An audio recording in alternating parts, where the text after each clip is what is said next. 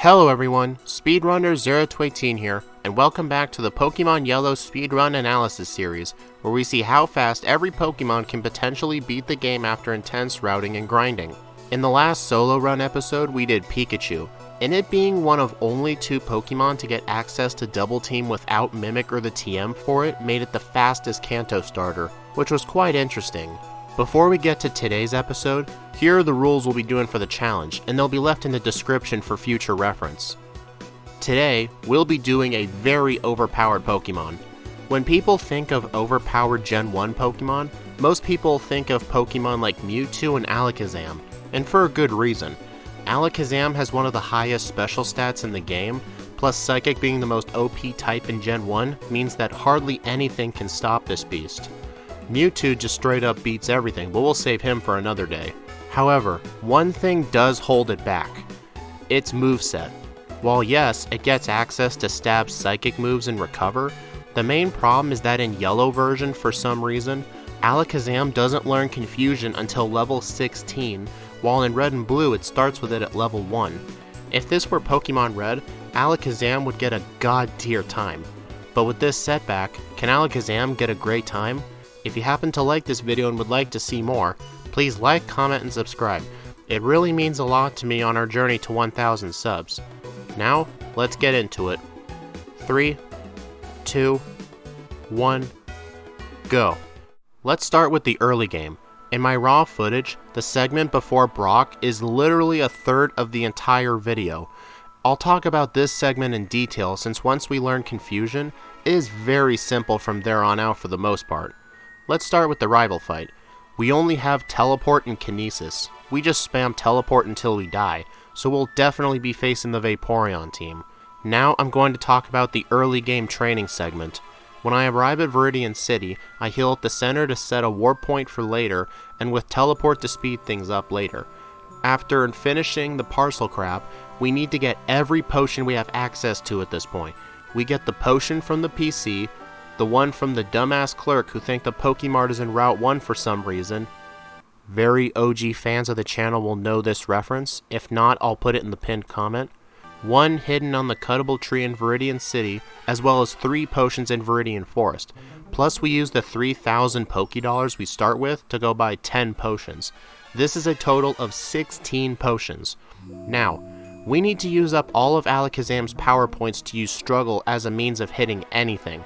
The easiest way to do this is to spam Kinesis on Metapod and Teleport against everything else. I do need to be careful here, since the Game Hook program I use to perfect my Alakazam's DVs do not reset the Alakazam's current stats until I level up or deposit it in the PC, so my speed is very, very low. I will need to only use Teleport on Pokemon I outspeed, but even if I choose to run from faster opponents, there is a chance I fail to run, so it's probably just worth using Teleport. Once all my power points is drained up, we'll be grinding on wild Pokemon to level up. For the time being, we only grind on Metapod since they cannot attack Alakazam. We need to be really conservative with our potions, since if we heal at the center, we have to waste a couple of minutes just draining power points again, so we need to make them last. Once we get to a higher level, I can fight level 5 or level 6 Caterpie since they give more experience than a level 4 Metapod, and only has a 50% chance of attacking us, so they're worth fighting, since Metapod only have a 20% spawn in Viridian Forest. The reason I fight Metapod is because they will not attack back and help make our potions last a lot longer. I still have to be careful fighting the Caterpie though, since if I'm too low on HP, it can kill me with Tackle. The Metapod though cannot kill me, but I still don't want to be at too low of HP. Something I learned while routing this game over and over again to find the fastest way of getting to level 16 is that if you have at least 10 HP, you will survive a Metapod fight even with recoil damage. If I'm below 12, I do not fight Caterpie since it's too risky. While all this grinding is going on in the background, I want to talk about something. I was discussing this Alakazam route with Scott's Thoughts via Discord DMs because he plans on redoing his Alakazam and Gengar versus video from a year ago, and that we agreed to help each other out with our Alakazam and Gengar runs. Gengar will be my next video, by the way. If you're not subscribed to Scott's Thoughts, you should. My channel's growth this year is all thanks to him. Anyway, I had 2 different routes. One where I only fight Metapod, which was Scott's idea, and my original idea where I fight almost everything in the wild except for sand attacking Pidgeys and Pidgeotto. We were split between these two routes because it can take a while to find Metapods sometimes, but in my old route I had to use the Pokemon Center 2 to 3 times. However, when I tested both of these routes out, I got very similar results. I later decided on the merge of the two plans and also fight the high level Caterpie. I would have fought high level Pidgeys too if they didn't have Sand Attack, but they do, so I don't even bother fighting them, which is a shame because Pidgeotto gives over 100 experience points, which would be nice if it didn't have Sand Attack. After grinding in the wild until I have 2 potions left, I exit the forest, teleport to the center, use my 2 remaining potions, and fight the optional rival. It was a first try victory luckily, since this fight is usually very inconsistent with struggle. After this fight, I teleport back to the center, use the Pokemon Center this one time so I can heal to full HP without using any of my limited potions, and then I go to Pallet Town to get the 5 free Pokeballs you can get from Oak. And after selling those combined with the Pokeball and Antidote from Viridian Forest, I get enough money for 3 potions and I enter Viridian Forest again to fight the trainers. I start with the Bug Catcher that starts at the level 6 Metapod to quickly drain my power points, and I spam Struggle. I also do the same thing with the first Bug Catcher in the forest. I then use 2 potions to heal up, and I fight the last at the start of the forest who likes to hover over the grass for some reason. I skip the 3rd Bug Catcher for now since I only have 1 potion left, which isn't enough to fight both it and the final one. I skip straight to the 4th Bug Catcher, defeat it, and get to Pewter City. I go to the mart to use the money I had to buy 1 single potion, then I use it and fight the Bug Catcher I skipped. I am now officially out of potions I can get at this point, and this had me worried for a second, but luckily as the fight ended, I level up to 16 and learn Confusion. Usually I need a couple hundred extra experience, but I guess I did all my training efficient enough. This is great. The Light Years trainer and Brock were all a one-hit breeze. Alakazam defeats Brock with a real time of 18 minutes and 52 seconds. Now let's get to the rest of the video. After the gym, I sell TM34, buy 5 potions, 3 antidotes, and 3 paralyze heals. Every trainer on Route 3 is a one-hit sweep. I do not catch a fly user this time, since I like to damage them to 1/3 of their HP to make a Pokeball 100% chance of catching, but Alakazam would literally obliterate it in one hit, so I'll just catch one later. Mount Moon is a sweep as well. I even skipped the rare candy in here too, since I want Alakazam to gain as much ground as possible due to its slow Brock split. Once I escape Mount Moon, I get the hidden Great Ball to catch a flyer later, go to Cerulean City, heal at the center, get the rare candy, and I fight Rival 2. Just a simple sweep with Confusion. Look, I know Alakazam is boring for being so powerful, but at least in yellow it has that horrible Brock split, so I hope this is good enough for all of you. Route 24 and 25 is also very easy. I actually grab arguably Alakazam's best physical attacking move, Seismic Toss. This will do damage equal to the user's level. Some of you may think Body Slam is Alakazam's better move, but not exactly. I've done the calculations for all the trainer battles that I'd need a physical move for, mostly just the ones with Psychic type Pokemon, such as Koga's gym trainers, and some of the Pokemaniacs in Rock Tunnel. Body Slam and Seismic Toss both do super similar amounts of damage, and the advantage of getting Seismic Toss is it makes Misty's Starmie a 2-hit KO. In Scott's Alakazam vs Gengar video, he spammed Confusion and it took quite a while to take it down, but Seismic Toss takes care of Starmie real quickly, and it will be my main physical attacking move for the rest of the game. After that, I defeat the Innocent Bystander, get to Vermilion City, and get on the ship. I skip the Gentleman Candy and the TM for Body Slam for reasons I already stated, and I sweep Rival 3. Then I get cut, leave the ship, sell the nugget to buy some super potions and repels, and go fight Lieutenant Surge. This is probably one of the hardest gym leaders due to how random he is. Raichu's Mega Kick or Mega Punch would do huge damage. The best thing to do here is to spam Psybeam, hope for either Confusion, a crit, or Surge to act stupid. And I win the first try. Some of you may be preparing to comment, "But Speedrunner, what about Dig? Alakazam can learn that and that is super effective." I'll save you some time on that one. I did the calculations. A super effective Dig will do at the most 68 damage. not enough to kill Raichu without a crit, so the fight will take anywhere from 2 to 4 turns while Psybeam is just 3 turns. I also don't teach Dig to Alakazam because I want to hold on to my teleport longer since it acts like Dig, but can be used anywhere where Dig cannot. I have it on my Charmander like usual. Now, let's move on. After sweeping through Route 9, Rock Tunnel, and Route 8, I arrive at Celadon City where I heal and go do some shopping. I buy 8 Super Repels, 2 Pokédolls, 1 Freshwater, and the vitamin I choose to buy is a Calcium. My speed is already absurd, so more special is the way to go for me. After that, I go to Route 16 and catch a Fly User. I use 1 Seismic Toss on a Doduo to get it to half health and use a Great Ball, which works first try. Just a little off script here.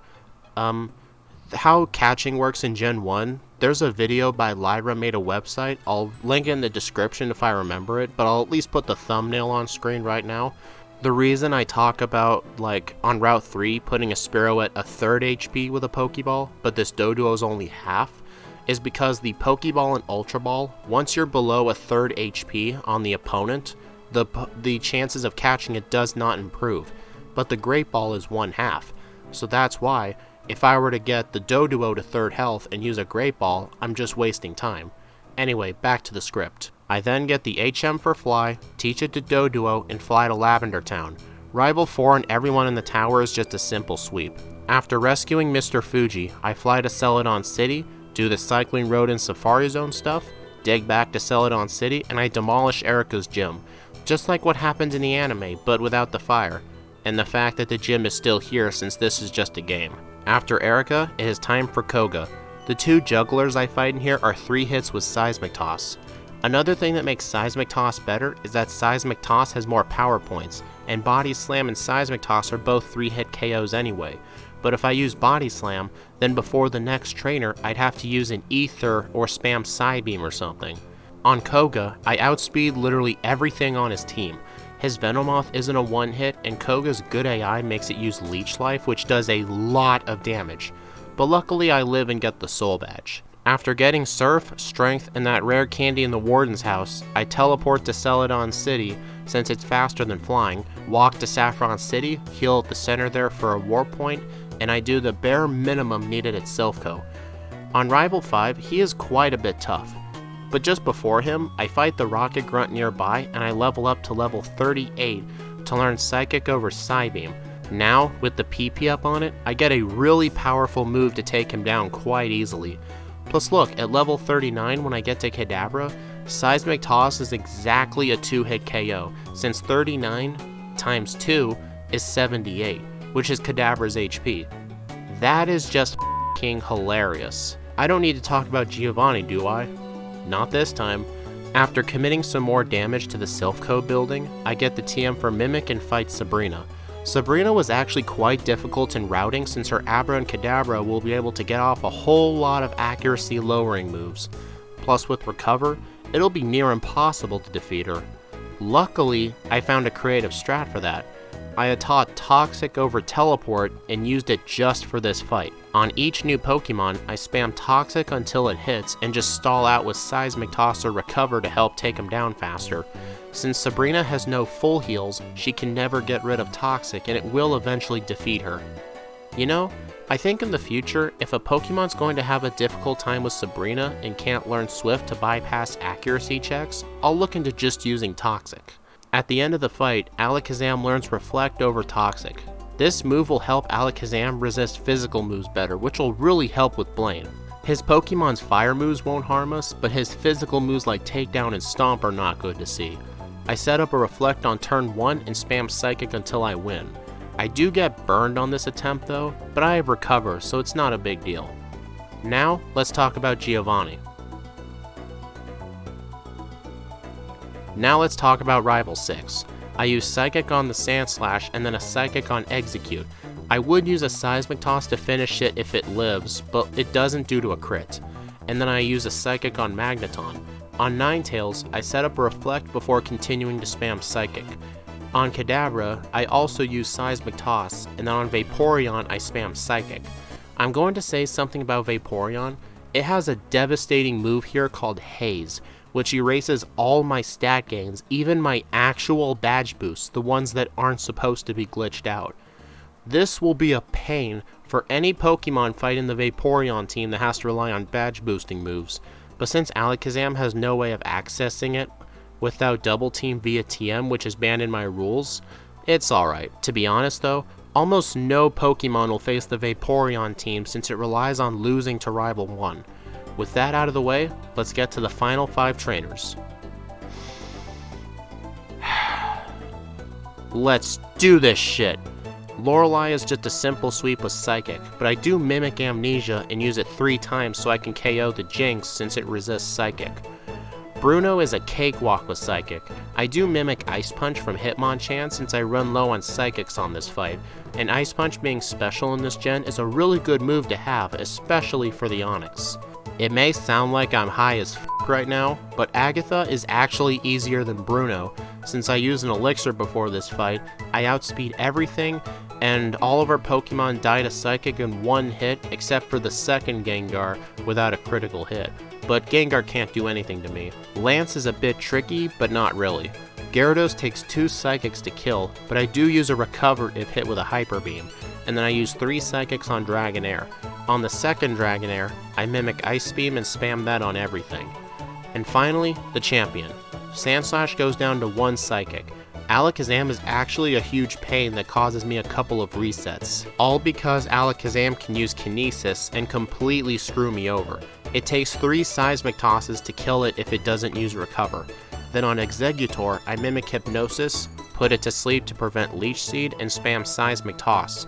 Then Ninetales I put to sleep to prevent Confused Ray and take it out with Psychic. Magneton I don't even bother putting to sleep, and then on Vaporeon, luckily it no longer knows Mist, but that doesn't really matter. We take it out and defeat the champion with a real time of 57 minutes and 13 seconds and a game time at the Hall of Fame of 3 hours and 35 minutes. Despite that very rough start Alakazam had at the start, it was able to easily get a sub-hour time. It could have been 55 minutes if it weren't for those resets at the champion. After finishing this run, Scott and I discussed damage ranges on the champion, and we actually came up with a better strat for the champion. If I had mimicked Slash off of Sandslash instead, Alakazam and Exeggutor would have been very easy to take down. But since I do have a schedule I release these videos on, this'll have to do. Either way, Alakazam was really fast. I can't wait to do Gengar next week to see how he compares. If you have any suggestions for a future Yellow solo run or challenge run in general, please leave a comment. Also, like and subscribe if you want to see more. Thank you all for watching, and I'll see you all in the next speedrun.